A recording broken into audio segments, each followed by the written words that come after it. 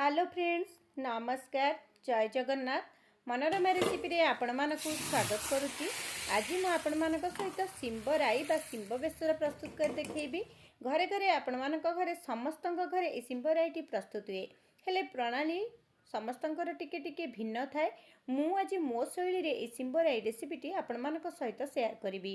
एठी देखंतु सिंब को टिके मु बड़ बड़ साइज रे काटी नेइची।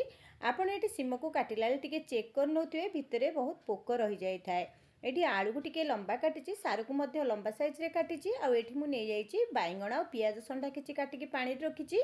एठी जीरा, सोरिष, रसुण आ सुखिला लंकार गोटे पेस्ट मध्य प्रस्तुत कर नेइची। बेसर कला बेले सब बेले गोटे घंटा पूर्वरु बा आधा घंटा पूर्वरु बेसर टिकु प्रस्तुत करी आपण माने रखि नेबे। कड़ाई रे किछि सोरिष तेल देई बड़ी टिकु आमे एठी भाजी काढ़ी दबा। बड़ी टिकु लाल लाल करी भाजी नेबे आ ताकू काढ़ी नेबे।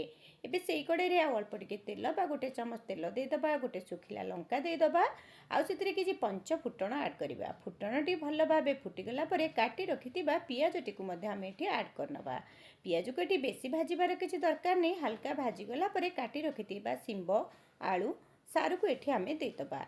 सेइथिरे एबे आमे देई दबा अल्प टिके लूण देई दबा, हळदी मध्य ऐड करनबा। एटी लूण हळदी देई जदि आपण एटी परिबाटी को भल भाबे भाजुसंती ताहले देखिबे आपणको तरकारी रे परिबार जो अलणा अंश थाए सेटा कमी जाए आ तरकारी रे परिबार स्वाद मध्य बढ़ी जाए। आपणको जेतिकी लूण हळदी दरकार आपण एई समय रे ऐड करनेबे।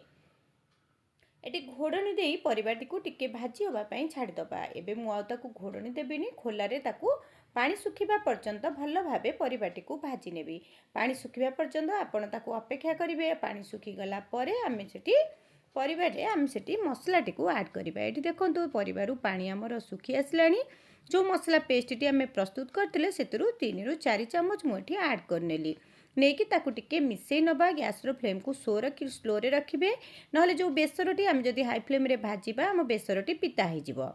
तेणु करी गैस रो फ्लेम को सिम रे रखी ताकू भल भाबे मिसेई नबा आ घोड़नी देई गोटे मिनिट पई छाडी दबा। गोटे मिनिट परे आपण एटी घोड़नटी को काढी नेबे आ परिबाटी को एटी भल भाबरे मिसेई नेबे। तापर एटी आवश्यक अनुसार आपण पानी ऐड करिवे। पानी आपण को जेतिकी दरकार सेही अनुसार ऐड करिवे बा परिबाटी की सिजिबा पई आपण एटी पानीटी को ऐड करिवे। तापर ताकू भल भाबे मिसेई दबा। घोड़नी देई ताकू फुटिबा पई छाडी दबा। एटी देखंतु तरकारी हमर फुटिबा बा राईटी फुटिबा आरंभ कलानी। एटी काटी रखितिबा बाइगण पियाज संडा को देई ताकू एबे भल भाबरे आमे मिसेई नबा।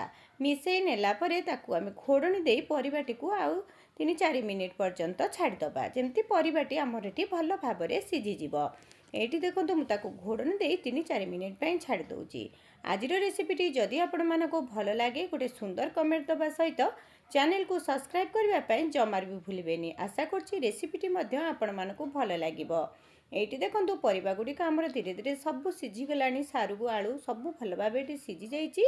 एबे हमें ताकू भल भाबे मिसेई नबा आ भाजी रखितिबा बड़ी को मध्ये हमें एबे सेतिरे ऐड करनबा। बड़ी को दबा और काटी रखितिबा गोटे टमाटो मध्ये ऐड करी ताकू मिसेई नबा। एठी आ 2 मिनिट पई आपण छाडी देबे, कारण ए टमाटो टिके नरम हे गले तापरे आमे आपे गोटे छुंक प्रस्तुत करिबा। ए छुंक द्वारा आपणको राईर स्वाद मध्ये बढ़ी जिवो, घरे बास्ना पूरा महकी आसीबो। एठी देखंतु मु ताकू घोड़नी कोल्डी नउची 2 मिनिट परे ताकू भल भाबे आमे टिके मिसेई नबा। टमाटो सहित सब जिंस गोटे भल भाबे टिके मिसेई नबा। एबे मिसेई नेला परे देखंतु सब जिंसटी भल भाबे सिझी जाईची। टमाटोटी मध्ये नरम हो जाईची। ताकू टिके टी आपण प्रेस कर नेबे। तापरे आपे गोटे छुंक प्रस्तुत करिबा। सेइथि पई मोटे तड़का पैन नेची, सेतिरे अल्प सोरिष तेल देई दबा। सेतिरे ताउ देई दबा पंच फुटण देई दबा आ छेचा हेतिबा रसुण आ अल्प टिके धनिया पत्र मध्ये आमे ए छुंक रे ऐड करनबा। आ ताकू भल भाबे भाजी नेई तरकारी रे आमे ताकू ऐड करनबा। आ भितरे देखंतु तरकारीटी हमर केते सुंदर भाबे हे गलानी। पानी रो मध्ये कमी गलानी। आ सब बेले बेसर कला बेले सोरिषटी को आपण टिके आगुरु बाटी रखितिबे। आ बाटी रखिथिले हमर तरकारी रे तार स्वाद मध्ये बढ़ी जाए। लास्ट रे रसुण छुंकटी खाइबा पे बहुत भल लागिबो।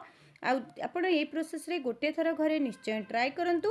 आ केमिति लागिला कमेंट करबा पई जमार भी भूलिबेनी। छुंक देला परे ताकू भल भाबे गोटे 2 मिनिट पई बा गोटे दुई सेकेंड घोड़े नेबे तापर घोड़णी काढ़ी ताकू भल भाबे मिसई नेबे।